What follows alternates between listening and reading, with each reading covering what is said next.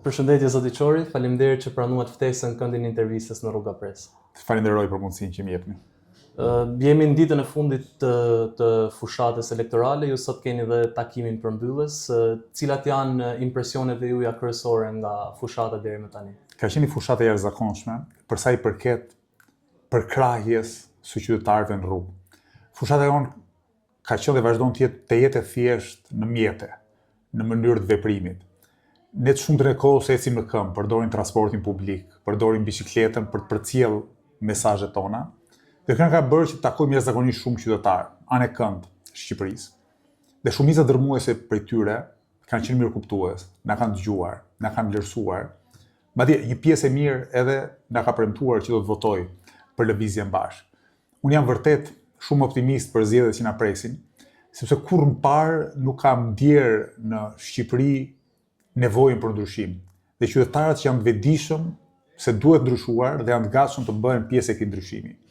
Unë po ashtu kam besimin se lëvizja bashkë ka për të qenë instrumenti kryesor politik në duart e qytetarëve shqiptarë për të sjellë ndryshimet përparimtare që duhen shoqërisë tonë, edhe në terma të organizimit të shtetit, po edhe të ristrukturimit marrëdhënieve ekonomike shoqërore, në mënyrë që ne të kemi mundësi ekonomike dhe kujdesje për sa i përket nevojave që kemi në plana sociale për të gjithë. Cilat mendoni ju që janë urgjencat kryesore sot në Shqipëri në raport me gjendjen politike ku ndodhet Shqipëria, gjendjen sociale ku ndodhet Shqipëria dhe në gjendjen ekonomike që ndodhet Shqipëria? Shqipëria vuan në radh parë nga ajo që quhet kapja e shtetit, që është një nivel goxha i lartë i korrupsionit. Pra nëse korrupsioni në fazën e parë është në nivelin e rryshfetit, në fazën ku ndodhet Shqipëria është në atë të kapjes së shtetit. Ne kemi një oligarki ekonomike që ka kapur vendimarrjen kryesore politike dhe ekonomike në vend. Ka krijuar për vete pozita monopoliste në treg, merr favore përmes ligjeve të posaçme dhe përmes koncesioneve jashtëzakonisht bujare të qeverisë. Si rezultat i kapjes së shtetit dhe të korrupsionit, ne kemi probleme të mëdha të konkurrueshmërisë së ekonomisë.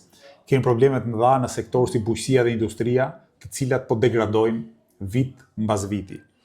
Nga kjo kapje e shtetit, nga ky abuzim me fondet publike, Shqipëria vuan po ashtu nga politika të jetë mangëta sociale. Kemi një nivel jashtëzakonisht ulët pensioneve. Po ju bëj një krahasim. Shqipëria e ka pensionin minimal dhe mesatar më të ulët se Republika e Kosovës. Dhe sigurisht Republika e Kosovës nuk është vendi më i pasur i Evropës.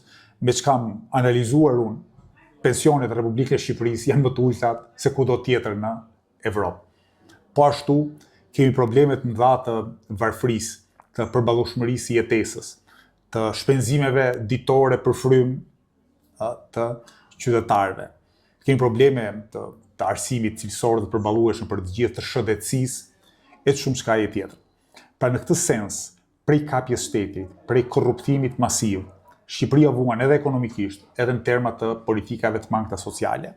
Dhe sigurisht që në një vend të kapur, demokracia është, le ta quajmë hibride në rastin më të mirë, ose jetohet në një formë të caktuar autoritarizmi, ku një pjesë e mirë e qytetarëve kanë frikë të shprehen politikisht, sepse rrezikojnë ose vendin e punës, ose mbylljen e biznesit vogël me cilin ushqejnë familjet e tyre.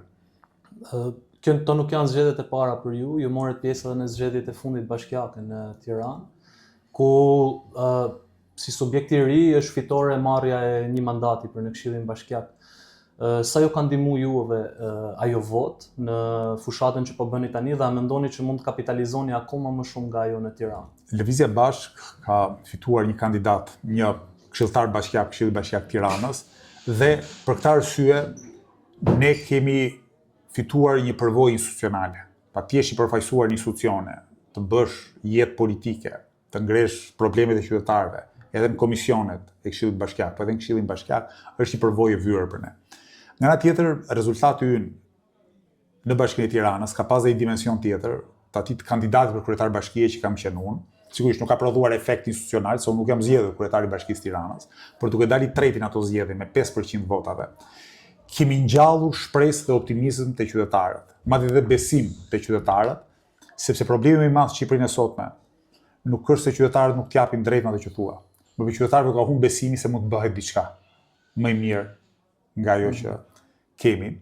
një pjesë e qytetarëve janë pesimistë, kështu që rezultati në 2023 nuk ka dhënë besim, se nëpërmjet votës mund të sillen efekte në përfaqësim dhe mund të krijohet bindja se përmes organizimit, angazhimit edhe aktivizmit gjërat mund ndryshojnë.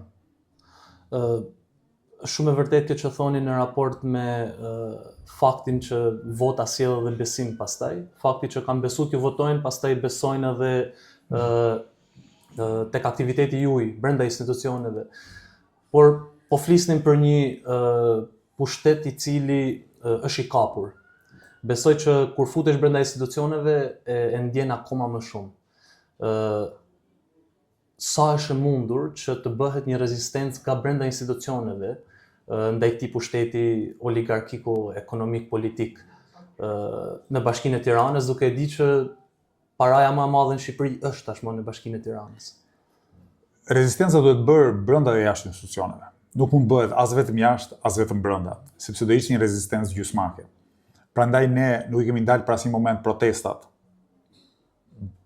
solidaritetin mbi fjalën e punëtorët nëpër greva, sa herë ka pasur greva. Sepse mendojmë që qytetarët edhe duhet marrin pjesë drejt për drejt, por edhe përfaqësuesit duhet ngrenë në institucione zërin e qytetarëve. Sigurisht, ne duke qenë minorancë institucionale, nuk kemi fuqinë për të marrë vendime, nuk kemi fuqinë për të ngritur probleme. Kemi fuqinë për të bërë kontrastin midis Lëvizjes Bashkë dhe partive të tjera, sidomos partisë qeverisë. Kemi mundësinë që të krijojmë qytetarëve në mendjen e tyre imazhin e të ardhmes tonë.